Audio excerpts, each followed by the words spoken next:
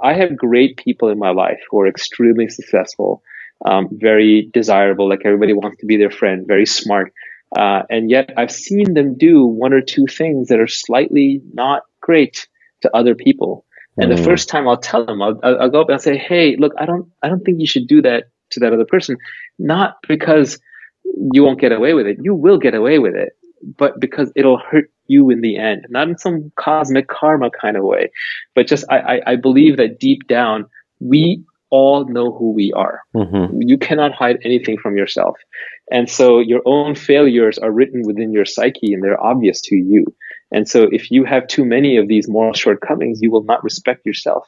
And the worst outcome in this world is not having self-esteem. If you don't love yourself, who will? So I think that you just have to be very careful about doing things that you are fundamentally not going to be proud of because they will damage you.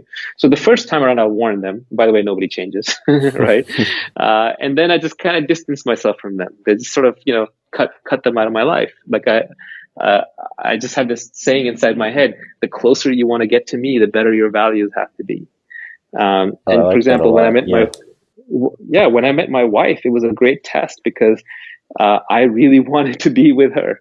And she wasn't so sure at the beginning. And so, and in the end, we ended up together because she saw my values. Mm, And I'm lucky I had developed them by that point, because if I hadn't, I wouldn't have gotten her. Not that I own her or anything. There's no attachment like that, but I wouldn't have deserved her. It's like, as Charlie Munger says, to find a worthy mate, be worthy of a worthy mate. So I think working on your values is long-term selfish, although short-term it's absolutely involves sacrifices. If being ethical were profitable, everybody would do it, and we wouldn't have to have a separate concept. We wouldn't need to talk about it. There would be no books on it. There would be no one would ever talk about values because it'd be profitable.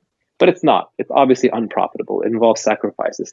But like everything in life, if you're willing to make the short-term sacrifice, you'll have the long-term benefit. My physical trainer, Jersey Gregorick, really wise, brilliant guy. He always says, easy choices, hard life, hard choices, easy life.